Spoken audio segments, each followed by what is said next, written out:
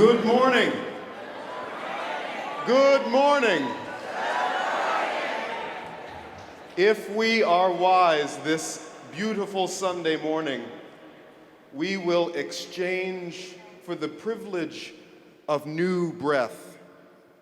We will exchange a song and offer unto the world the blessing of our voices. It's my pleasure to say that you and your voices are very welcome here. Let's sing. A one, two, three, four. I've got peace like a river. I've got peace like a river. I've got peace like a river in my soul. I've got peace like a river. I've got peace like a river in my soul. Sing with me, and let's sing it like we mean it this Sunday morning. Here we go. I've got peace. I've got peace like a river. I've got peace like a river. I've got peace like a river in my soul. I've got peace like a river. I've got peace like a river. I've got peace like a river in my soul. I've got joy like a fountain. I got joy like a fountain. I've got joy like a fountain. I've got joy like a fountain in my soul. My soul. Joy like a fountain. I've got joy like a fountain. I've got joy like a fountain in my soul. I've got love like an ocean. Got love like an ocean. I've got love like an ocean. I've got love like an ocean in my soul. I've got love like an ocean. I've got love like an ocean. I've got love like an ocean in my soul. I've got pain like an arrow. I've got pain like an arrow. I've got pain like an arrow. I've got pain like an arrow in my soul. I've got pain like an arrow. Pain like an arrow. I've got pain like an arrow. I've got pain like an arrow in my soul. I've got tears like the raindrops. Got tears like the raindrops. I've got tears like the raindrops. I've got tears like the raindrops in my soul. I've got tears like the raindrops. Tears like the raindrops. I've got tears like the raindrops. I've got tears like the raindrops in my soul. But I've got strength like a mountain. I've got strength like a mountain. I've got strength like a mountain. I've got strength like a mountain in my soul. Oh, I've got strength like a mountain. Strength like a mountain. I've got strength like a mountain. I've got strength like a mountain in my soul. I've got peace like a river. Peace like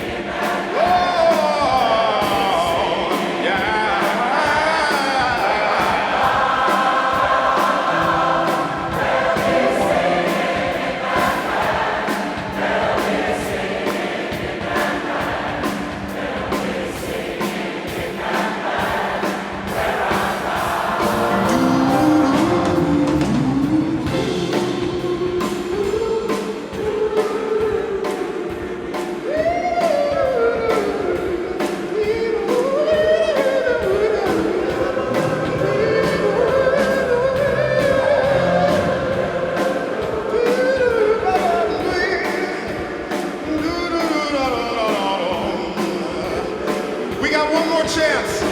So come and go with me. Come and go with me. Come on and go with me. Come on and go with me.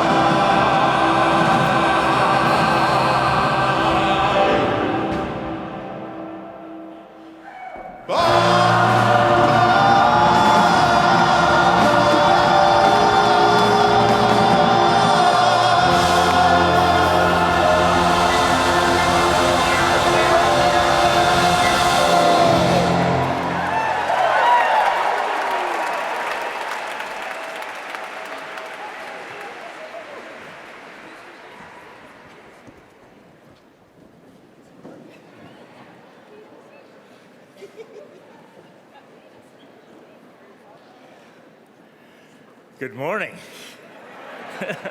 and welcome.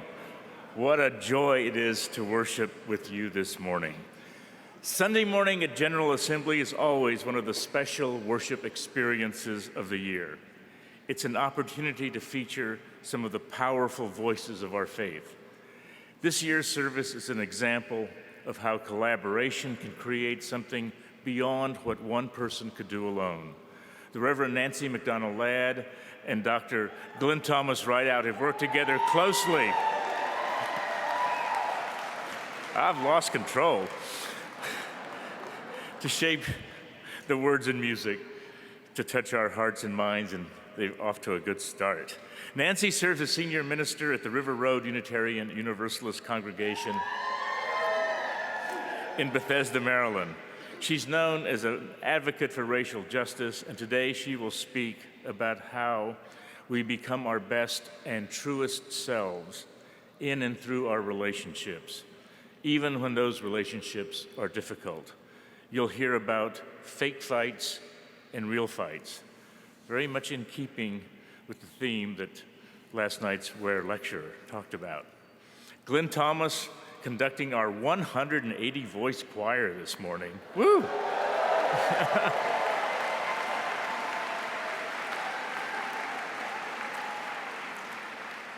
Serves the First UU congregation of Ann Arbor, Michigan as director of... We got to get to the service, folks. As director of worship and music. Beyond his work with the congregation, he's deeply involved in the community, and he somehow finds time and energy to perform internationally as an orchestra conductor and also, as you've just heard, as a singer. This morning's worship includes not only attendees at General Assembly, but it's open to the public. If you're a guest this morning, let me extend a warm welcome. Whether you come from across the ocean or across town today, your presence is a blessing.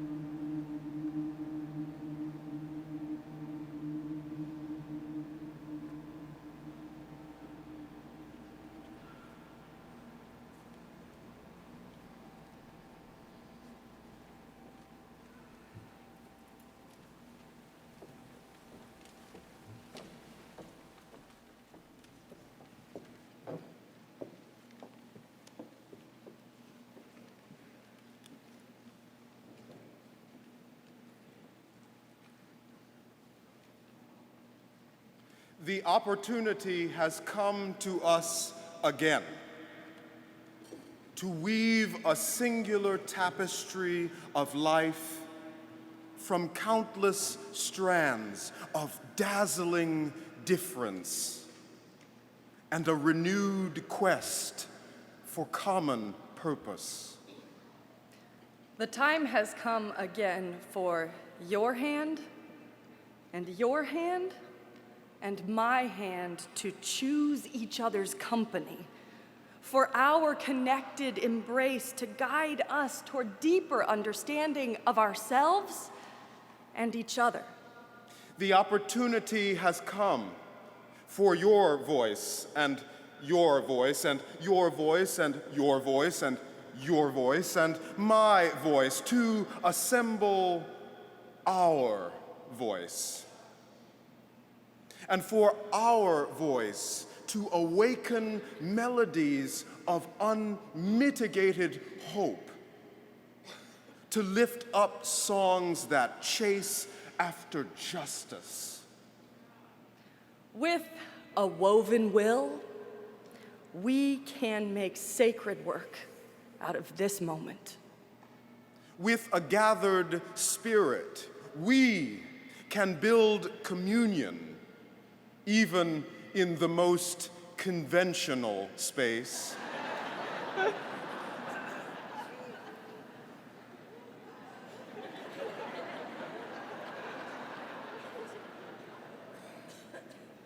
So come, whoever you are. Let us take up the challenge and possibility of being one with each other. And let us learn once again what love can do when there truly is a we.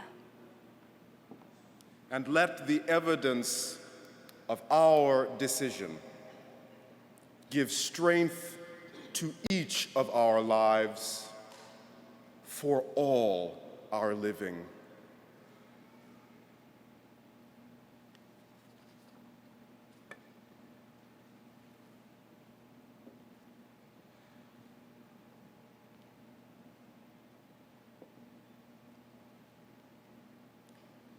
With your body, with your mind, with your voice, rise, and let our voice be gathered. Our hymn is Gather the Spirit, Harvest the Power. Truly, our separate fires can kindle one flame. Let's sing. A 1, 2, 3.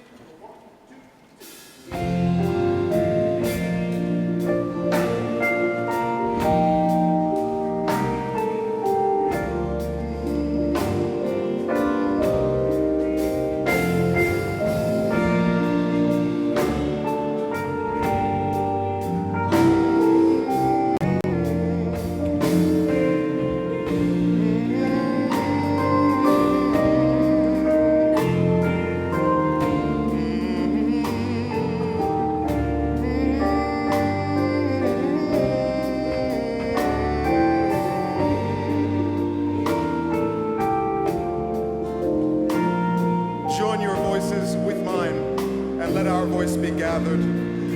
Gather the Spirit, harvest the power.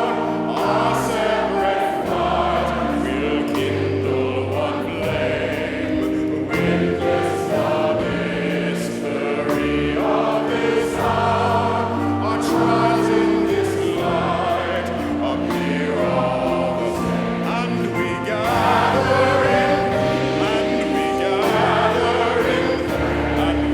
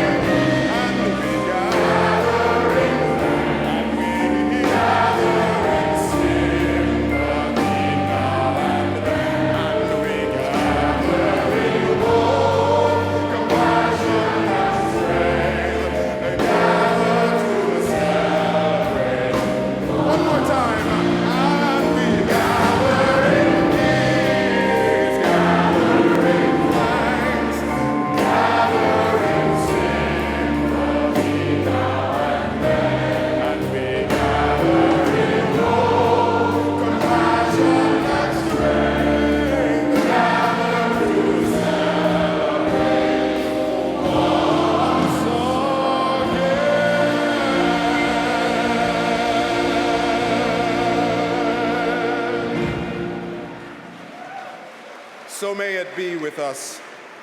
Please have a seat if you like. Oh, I mean that.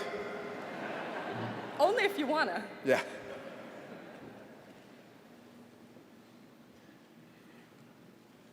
There is more love somewhere. There is more love somewhere. And I'm gonna keep on till I find it. There is more love somewhere. Sing with me. There is more love somewhere.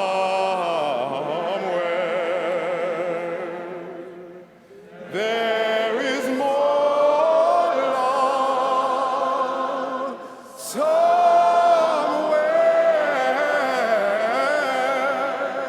And I'm gonna keep on till I find it, till I find it. There is more love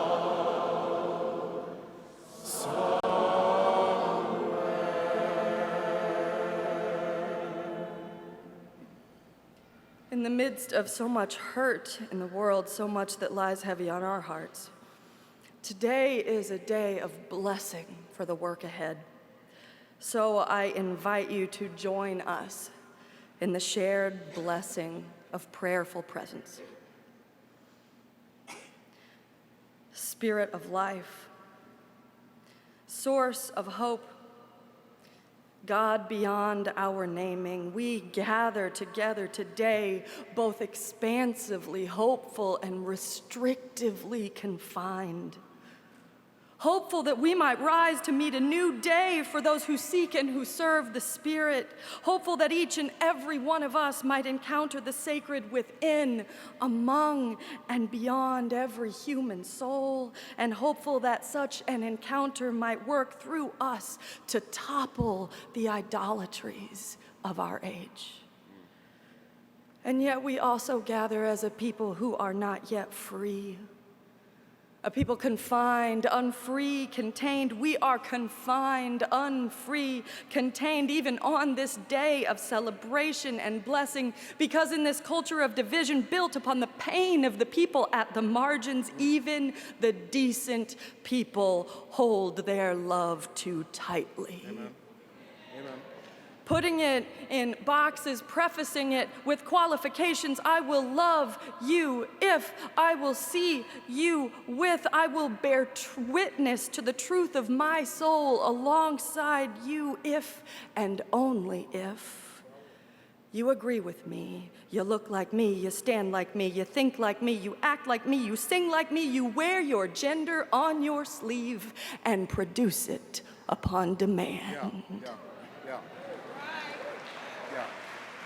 I will love you and I will meet you in the sanctuary of our hearts if and only if you give me evidence of your good liberal virtues. If and only if you never fail to speak the language of the movement and never weep upon a street corner out of grief for your sheer inadequacy and the vastness of the struggle you cannot even name. We are imprisoned by these ifs and these if-onlys. We are confined by the smallness of our loving, even as our souls remind us that we can only get free if we all get free together. And so today, dear Spirit of life, moving in this place, moving in us today at the end of this week of intersection, let our hopefulness mingle with our conviction. Let our willingness to love beyond our expectations or experience break down our long-held barriers. Let our willingness to be honest about the hardest questions open us to new truths. may there truly be more love, with no labels and no binary and no preface and no qualification and no arithmetic and no limit. Let there be more love to liberate us all, and may we keep on today and every day until we find it and share it inch by precious inch with one another and the world.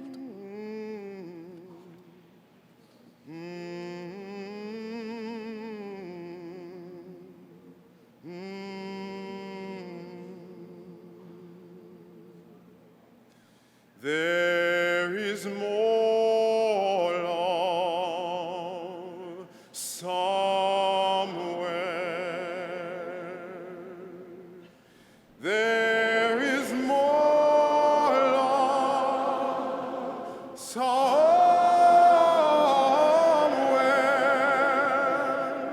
And I'm gonna keep on till I find it.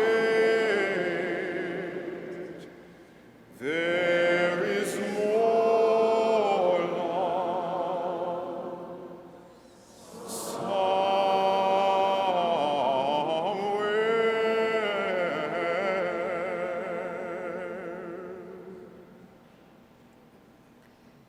In this larger love, we are invited into an encounter with holiness beyond all of our categories, beyond all of our false binaries of gender, of belief, of title, of form. In this larger love, we encounter that which we cannot claim or name, but can only experience with open hearts and deep, deep humility.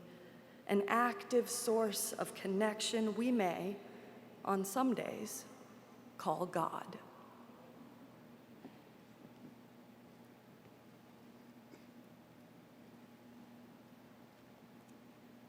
I offer a poem from my own meditations. I share a bit of what is true in my heart, praying that it will commune with what is true in yours. I call my poem After All.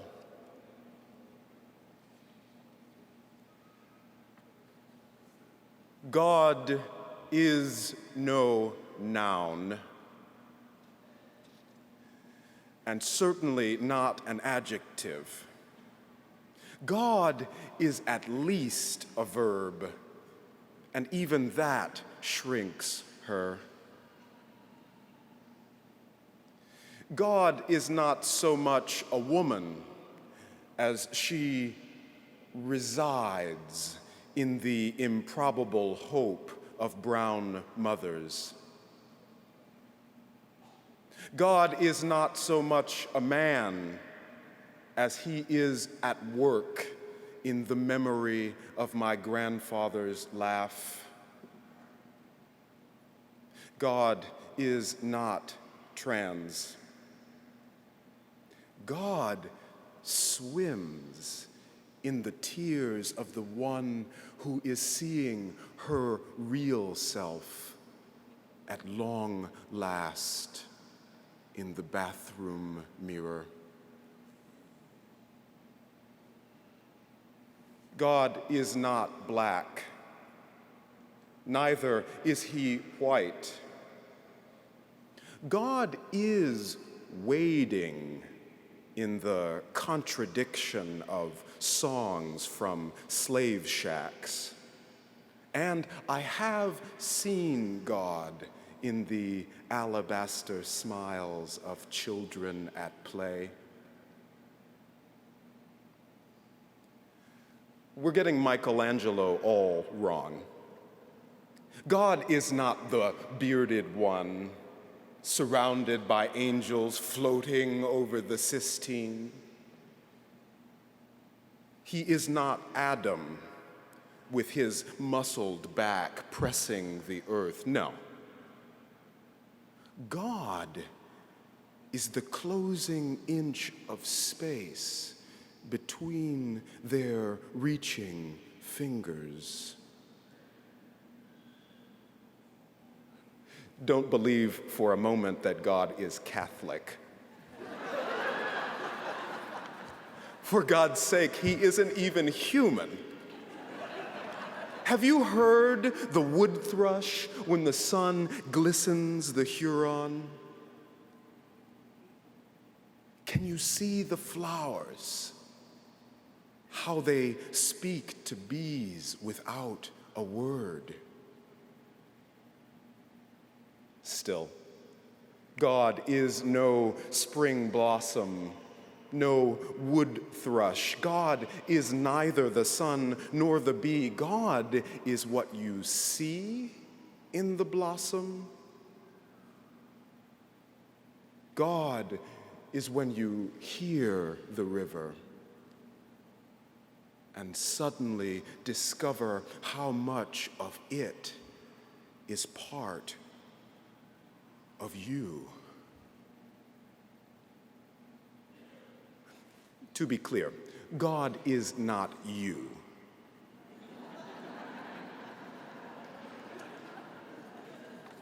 God is somewhere in the 14 billion years which have come to mean that you are. God is, after all, at least a verb. She is neither Pharaoh's rod nor Moses' staff. We must be the ones to cease our slavery. She is not interested in blame, neither does she offer praise. Truth, gratitude are ours to breathe.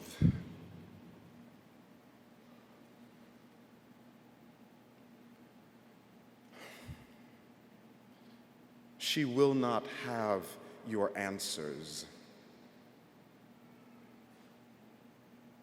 She is too large for answers. She dances too wildly to be fastened to them, and answers are nouns anyway. God is at least a verb. Twirling in the radiant reds of spring blossoms, singing in the rare silences between rapid opinions, attending the tears of dark-skinned deaths, learning in tiny alabaster smiles. God is waiting in the space between fingers that might connect.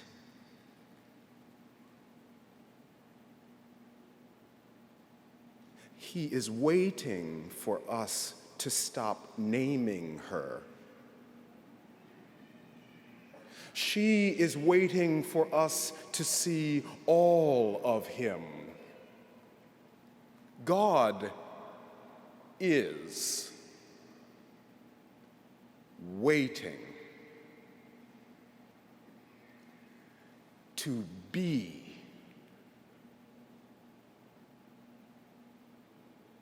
unshrunk.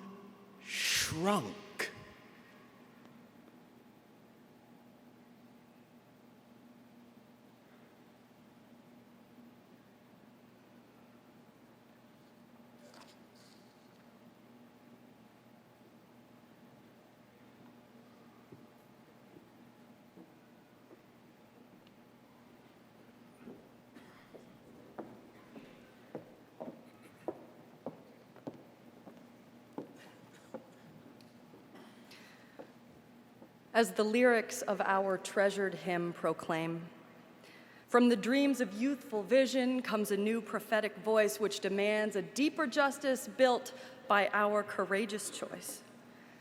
And so we are called to generosity in this time of offering. by the voices of young leaders who, with every choice they make, transform all the poetry and all the singing and all the praise of our tradition into the tangible work of their own hands. Unitarian Universalism connects one hand to another, one life to another, one group of people to another, fighting for justice. Congregations are one of the few remaining institutions that really challenge the notion that differences of generation, age, background story, and identity should separate us into factions.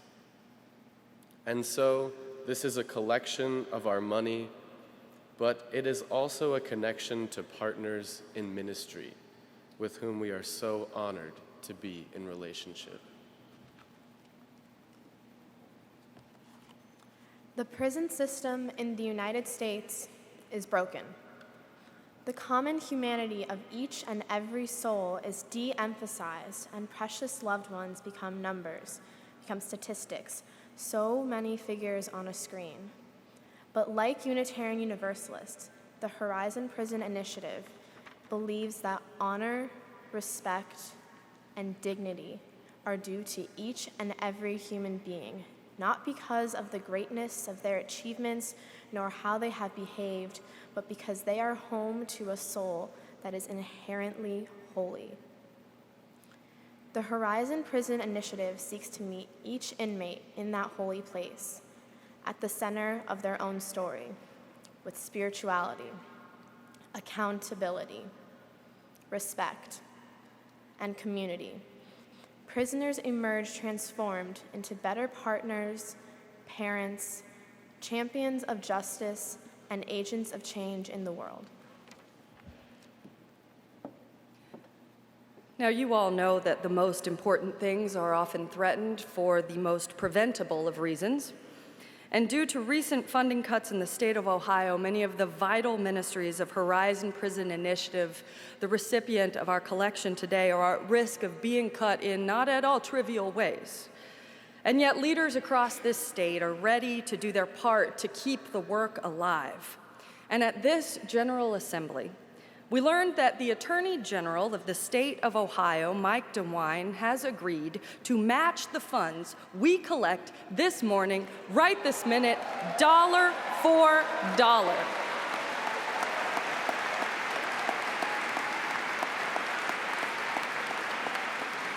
That is how important and vital this work is, and that money is designated to support Horizon's planned expansion for the first time ever into a women's prison, beginning immediately. If you are generous, if you are bold, if you are brave enough, an initial group of 72 women will enter a year-long program of personal and institutional transformation. And so what you give today, it isn't just doubled, it is the grace of your generosity being compounded and multiplied by the capacity of those who take up this work. And so I invite you to be bolder than you imagined today. Dig deeper and reach further. Because this gift does not change lives, it saves them. It builds prisoners into leaders who save the world, and you get to be a part of it. Just as the choir turns many voices into one song, so might we build our individual generosity into willful, intentional power to shape the world. And so write your check, put the money in the envelope, text your pledge in, all of you at home. River Road Unitarian Universalist Congregation is live streaming it. All y'all, all of you, dig deep. The sound of our togetherness is a song. One voice and another gathered together, but the substance of our togetherness is a deep potential, both for personal transformation and service to the world that calls us forth. And so let us give of our many gifts. This morning's offering will now be gratefully received.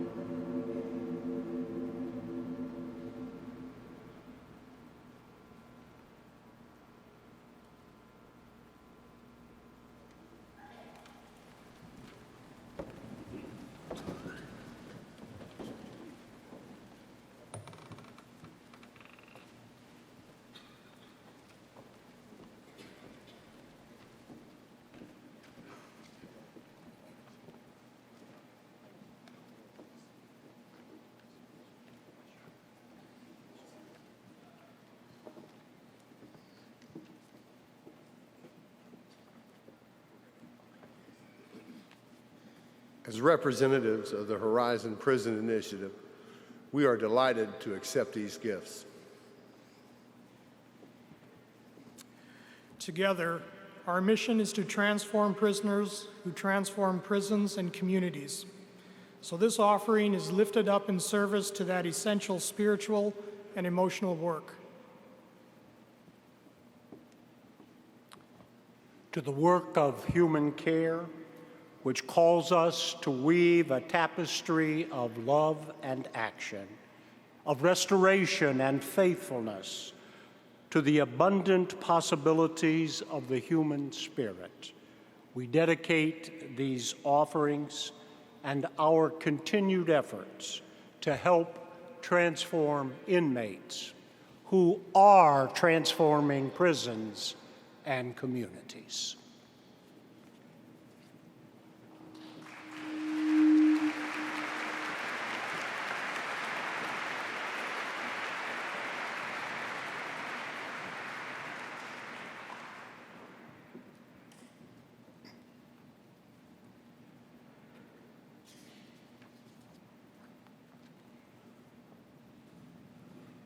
Entering more deeply now into the worship hour, we offer two readings.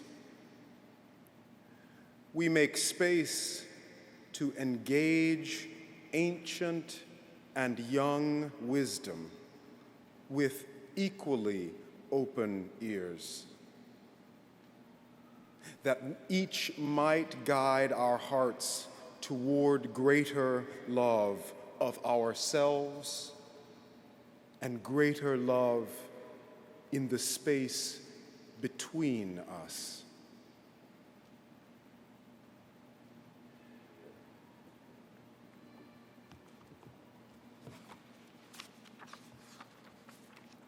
Our first reading is from Proverbs 4, verses 1 through 9. Hear, ye children, the instruction of a parent, and attend to know understanding. For I was my father's son, tender and only beloved in the sight of my mother. He taught me also, and said unto me, let thine heart retain my words. Keep my commandments, and be strong. Get wisdom, get understanding. Forget it not, neither decline from the words of my mouth. Forsake her not, and she shall preserve thee. Love her, and she shall keep thee. Wisdom is the principal thing. Therefore, get wisdom, and with all thy getting, get understanding.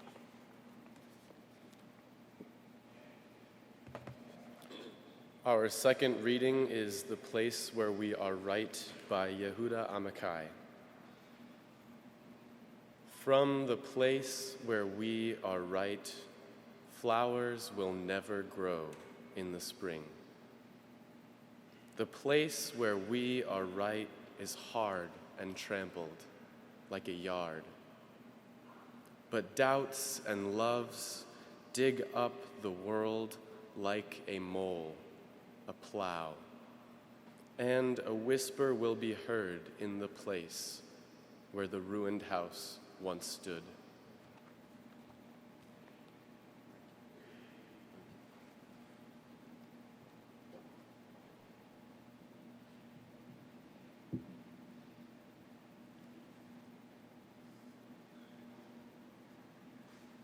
What a beautiful thing it is when we create worship together that makes the microphone even want to sing.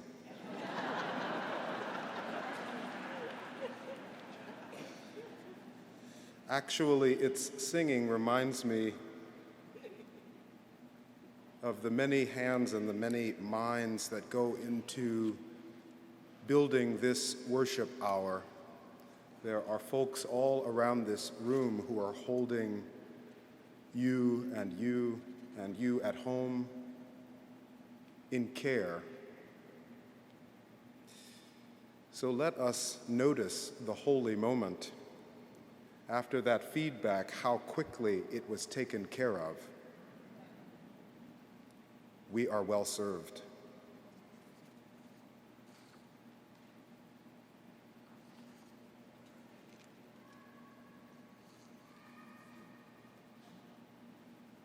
The ancient Catholic chant offers us this wisdom. Let us attend. Ubi caritas et amor Deus ibi est. Where there is love and compassion, there is the location of God.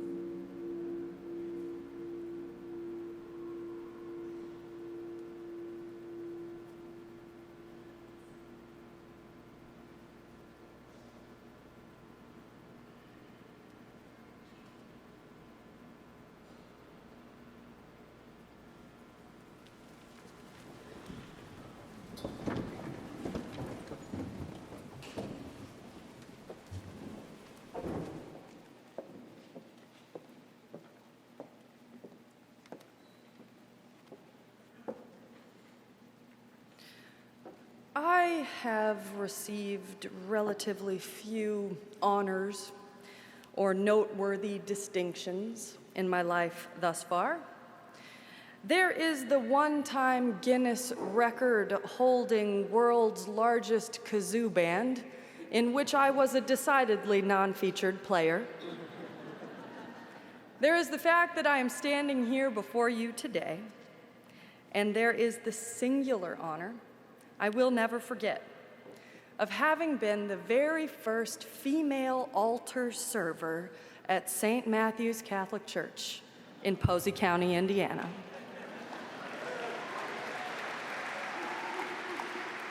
I remember the musty, yeasty, winey smells of the sacristy, the linen alb cool upon my shoulders, the heavy Bible resting in the crook of my elbows, all 70 pounds of me held down to earth with the ballast of that holy book. Thick with gold and bright red ribbons, I remember the liberative story of the liturgy, the smells and the bells and the glory and the monotony of it all woven together. I loved it all. And in time, being properly trained, I was set up on the usual altar server rotation, let's say third Sundays. And I learned that on third Sundays, I would be serving at Mass, not with our regular priest, but with the once-a-month guest priest who filled in when the regular guy was out of town. We will call him Father Bamey. And he and I, we were essentially the B team at St. Matthew's Catholic Church. We were the backup liturgical actors, the new kid, a girl no less, with pink sparkly glasses and a home perm, and the second string priest, who was altogether crankier and more boring than the rather hip regular guy. What a pair we were on third Sundays. Who can say how the whole thing went in the beginning of that first service, when whichever goddess of church administration set the altar server schedule at St. Matthew's Catholic Church thrust us into contact with one another? I don't remember the beginning of that first Sunday morning service at all, but I remember the end. You see, in the pivotal moment after communion at St. Matthew's, there was this ritual where the priest cleaned the chalice and the paten free from the last holy drops and crumbs of the sacrament. And I was trained that it was my job to pour just a little bit of water from a tiny cut glass pitcher into the chalice, whereupon the priest would swish it around a little bit, drink the water, and wipe the whole thing clean with this little embroidered cloth I would also handily provide, kind of like a waiter at a fancy restaurant. And when we got to that part of the service, I was all set with my little cloth. I was all set with my water. My hands somehow looked more sanctified by holding that little vessel. And I remember walking up to Father Bamey, all full of eagerness, all ready to pour it in and begin the process of these sacred and ancient ablutions. But as my hands rose up to meet him, inexplicably, instead of holding out the cup for me to fill, he raised his hand up too, still holding that chalice and looking me right in the eye. He raised his hands high, high above my head. So I reached higher with that little jug of water. And then he reached higher with the cup. And I went up on my tippy toes with that water, and he raised that cup so high that victory on my part would have required me to go back to the sacristy, locate a trampoline, jump with all my might, and slam dunk that holy water in the chalice, which I'm pretty sure I would have done if I'd have thought of it. From my perspective, surely I was doing it wrong.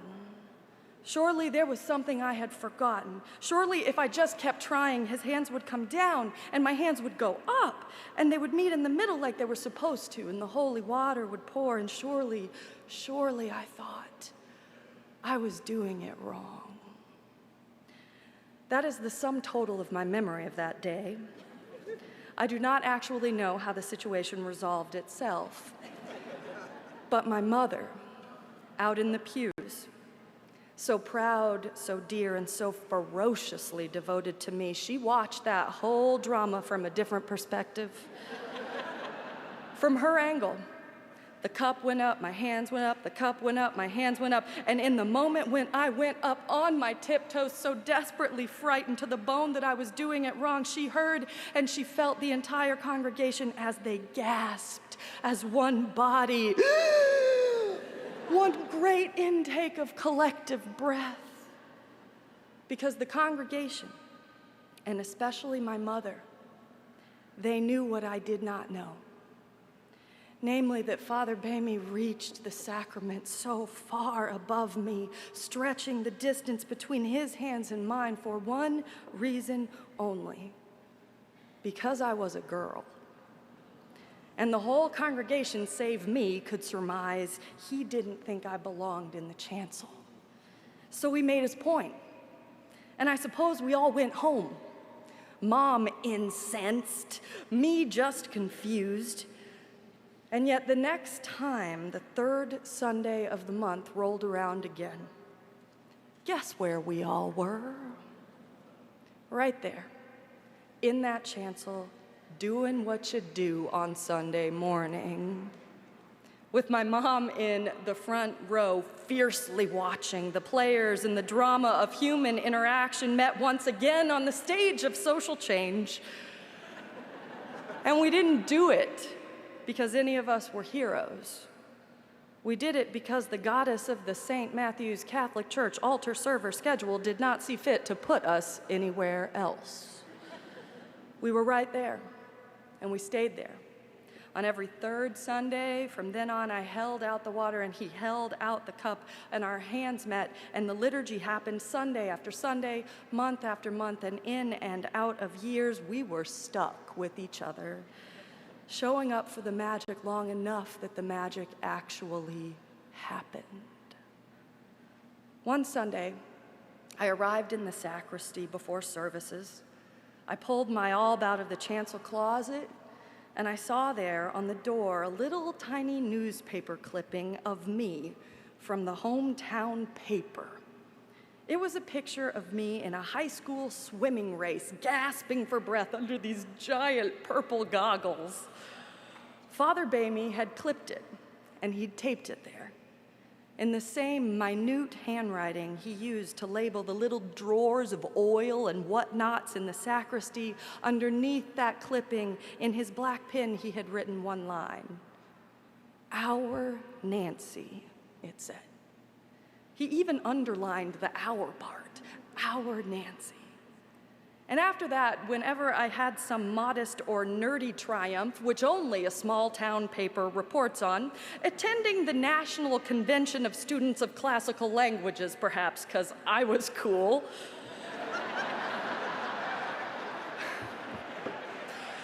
he would clip those things. And he would display them with pride on that sacristy door, because by then I belonged not only on the chancel, but in the church. And in some small way, in his new heart. Today, I am a preacher woman, in part because of that sense of being known and claimed and even understood by that cranky old man. And today, Father Bamey not only serves among a whole slew of female altar servers, he's even gone so far as to speak favorably about the ordination of women in the Catholic Church.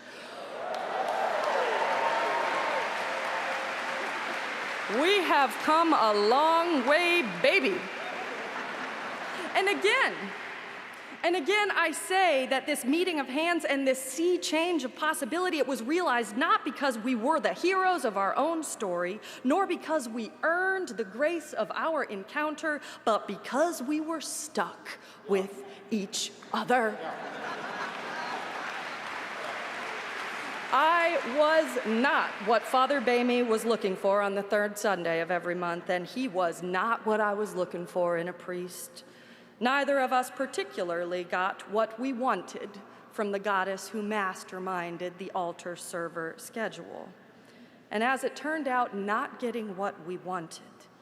Being stuck with one another so long that understanding might arise in the very friction of our difference, not getting what we wanted was the only thing that made change possible for any of us. The wonderful, deep-spirited anti-racist organizer Mickey Scott Bay Jones has said that relationship is the sandpaper that wears away our resistance to change. Relationship is the abrasion that agitates enough to make a way forward. Relationship, consistent and ongoing encounter with people and perspectives different than our own. It smooths the way for the sacred even as it rubs us raw. And there is a holy abrasion of the Spirit that is born in deep relational encounters across differences. We, as congregations and as a movement, exist to be instruments of that holy abrasion. Those very encounters are our work. And yet we know that there are many ways to hide from the discomfort inherent in a holy abrasion. There are plenty of opportunities presented each and every day in the life of a congregation and among us to back away from the hard work of continually and repeatedly relating meaningfully to one another and the world. And one of them is to insist at any possible juncture that you get what you want out of the experience of congregational life. As if church is a short order menu and community is a product to be consumed on your terms in your time without making you uncomfortable or demanding a whole lot of you in the first place. It's the truth spoken in love, people. And one of the ways to block the holy abrasion that brings change is to imagine that both congregational life and religious liberalism itself are contests complete with winners and losers. And if we don't get our way, well, we are wanderers, worshipers, and lovers of leaving, are we not?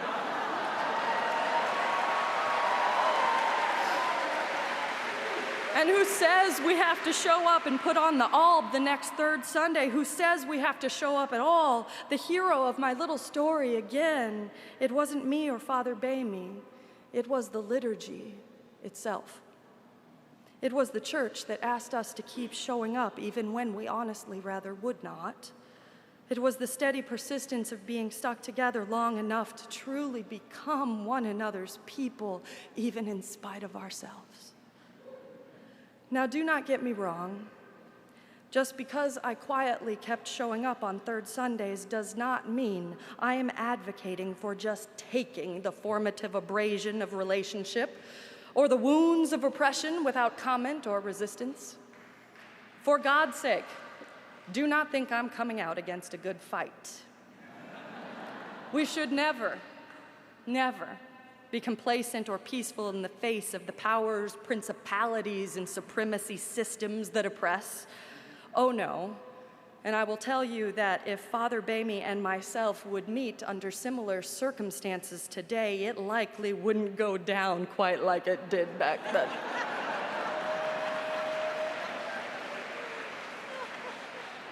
Over my years of service in the ministry, I have acquired what community organizers call an edge. And these days, if anyone has the temerity to discount me or undermine me based on their perceptions of my gender expressions or age, I am likely to offer up a withering stare and a string of $10 words that make it quite clear I do not bow before the patriarchy. Oh, yes. If it happened today, there would be words. I am not one to speak against an honest fight, far from it. I think we need to lean into the real fights of our age. We need to do the work before us, not let another 50 years pass and ask again what in the world we have been doing all that time while the dream goes unrealized. We need to preserve our capacity for the precious gift it is, our capacity to engage. We need, friends, to keep it real. And keeping it real means admitting what we're really all here for in the first place. In spite of what every congregational satisfaction survey says.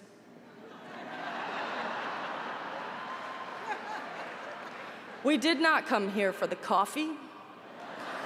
And we did not even come for the great music. We don't even come for our awesome, excellent ministers. You don't. We come because we have a deep, aching need for an encounter with the holy that crosses our borders and expands our hearts. We come to be a part of something so much larger than ourselves.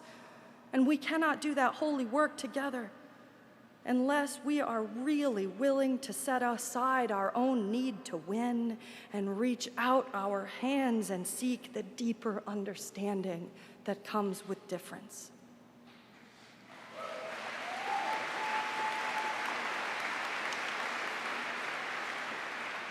Michelle Alexander has said that nothing will really change in this country unless we are willing to be a coalition united by revolutionary love that preserves the particularity of our individual paths and draws us in to meaningful relationship over the span of all that divides us. This coalition, Alexander says, is destined to fail if we never muster the courage to stand up for what we truly believe and build a multiracial, multi-ethnic, nonviolent army of artists, activists, teachers, healthcare workers, formerly incarcerated people, currently incarcerated people, parents, students, elderly people, academics, hourly workers, and everyone of conscience who is willing to bring an end to the politics of punitiveness and division in our days.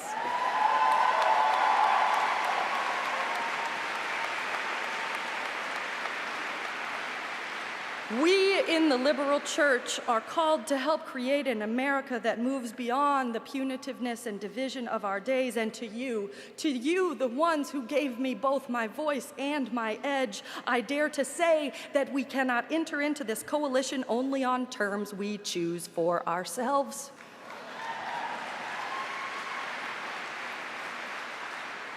We must enter into beloved community ready to have the terms changed in ways we ourselves could never have imagined, ready to show up even and especially when we do not get what we thought we wanted.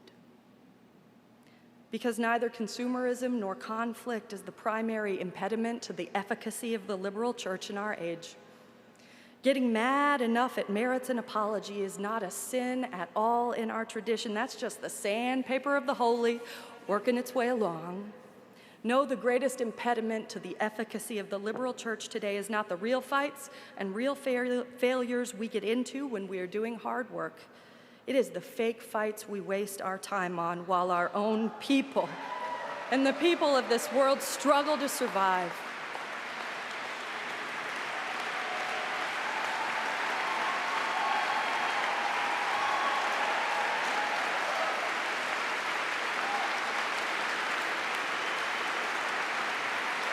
And when I weep for want of courage these days, which I do, it is because I am personally not at all adequate to the urgent moral demands of our time. That's just being honest. You're not either on your own.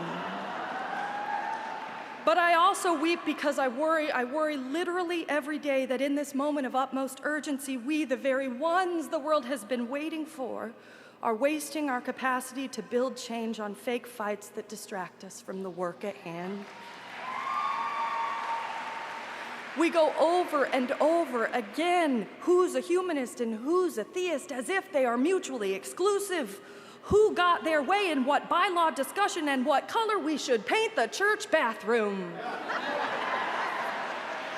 So protected by our busyness that the real fights, the honest conversations, and the transformative sandpaper of real relationship presented to us Sunday after Sunday, week after week, slip right past us, and we remain thoroughly agitated but fundamentally unchanged. In the meantime, while we are fighting our safe, inwardly focused fights, The shamefully disparate infant mortality rates between Black and white communities remains the most durable marker of racial inequality facing our nation today. In the meantime, another of Freddie Gray's killers gets off scot-free. In the meantime, nativism and isolationism seem poised to become the world's new normal. In the meantime, yes, the planet is bleeding and the future of religion in America is uncertain. And in the meantime, everything you and I and all of us care about is at stake. And people we loved who laughed and wept with us 1 week ago, take their rest in Earth's embrace today. All of this. And yet too often in our congregations, we cannot even meet each other's hands to pour the holy water of sacred work because we are too darn busy deciding whether we even want to be in this place together to start with. I take some cold comfort in the fact that we Unitarian Universalists do not have a corner on the market for such behaviors. For as long as 2 or more have gathered in the name of the Spirit, those 2 or more have fought some fake fights. You remember perhaps that classic old chestnut of a wedding reading from Corinthians, which says in part, "If I speak in the tongues of mortals or of angels, but do not have love, I am only a resounding gong or a clanging cymbal. If I have a faith that can move mountains, but do not have love, I am nothing." That letter from the Apostle Paul to the early Christian community in Corinth has nothing whatsoever to do with the ushy-gushy romantic sentiment it is so often associated with at weddings. That is a letter from an overextended pastor with occasionally dubious judgment to a congregation whose leaders are in a constant state of fierce and unremitting conflict.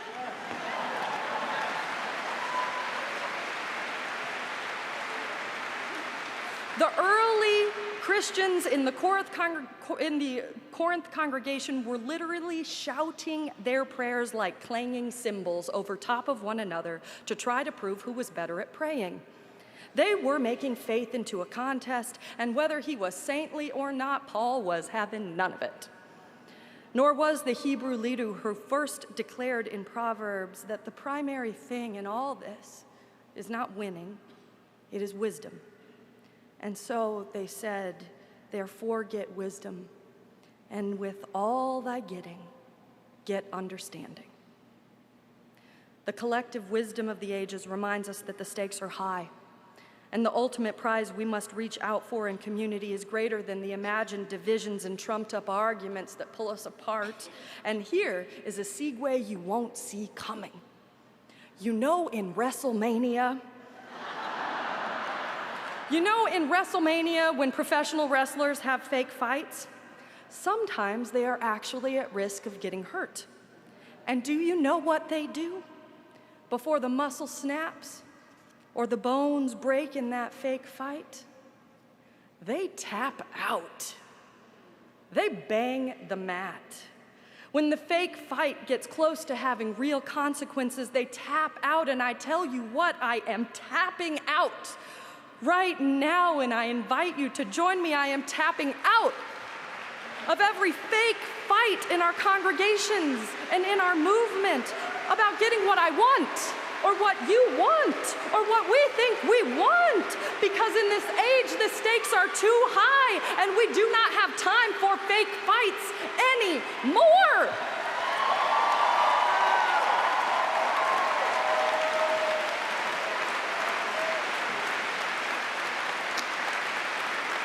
And I know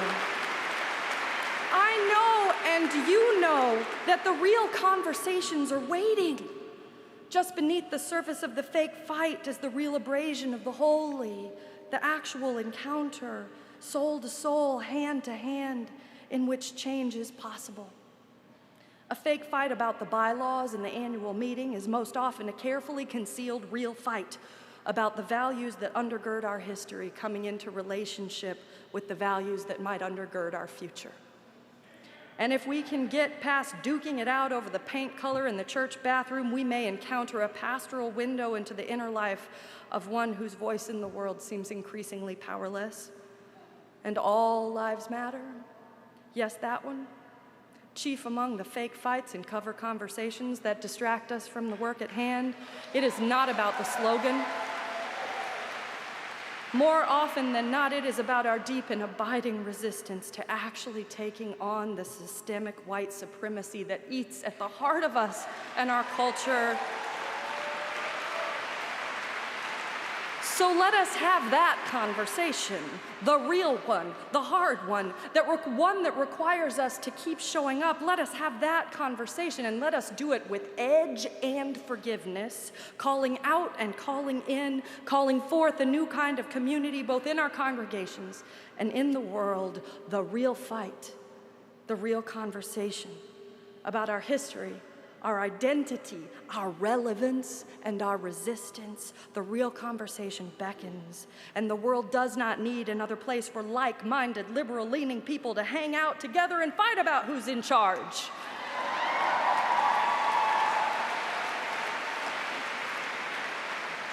The world does not need a place where you or I or any single one of us gets what we want. What the world needs is a movement like ours to step more fully into our higher calling, to serve as an instrument for encounter with one another, with the holy, and with the world, so that we might love more fully and speak more truly and serve with greater efficacy in such a time as this.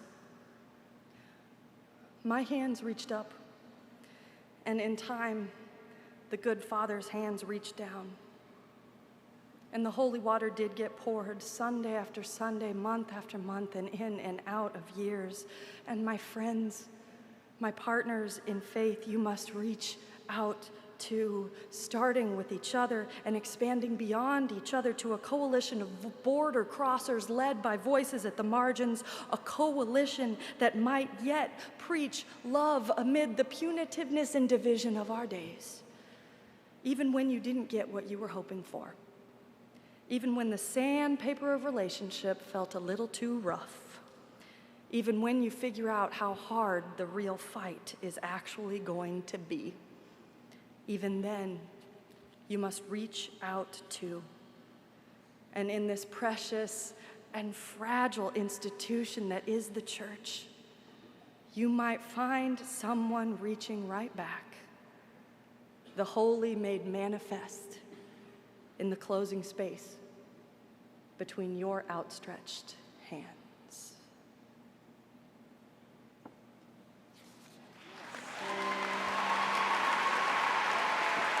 Reach out and touch somebody's hand. Make this world a better place. If you can, reach out and touch somebody's hand. Make this world a better place. If you can, reach out somebody's hand. Make this world a better place. If you can, reach out and touch somebody's hand. Make this world a better place. If you can.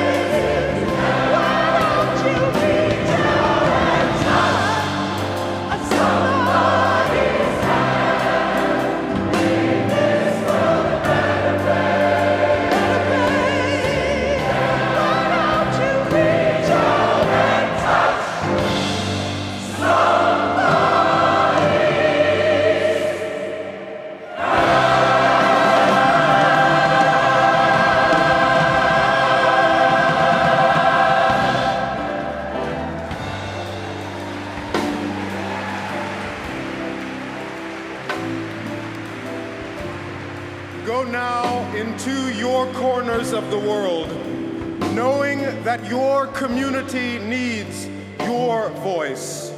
Your voice is a part of our voice. And together, our song can be full of hope, full of action. Full of the prophetic gift that says to the world, there is more love to be found. Go with peace in your eyes. Go with love in your hand. Go with justice in the very soles of your feet. Amen. Amen. Amen. So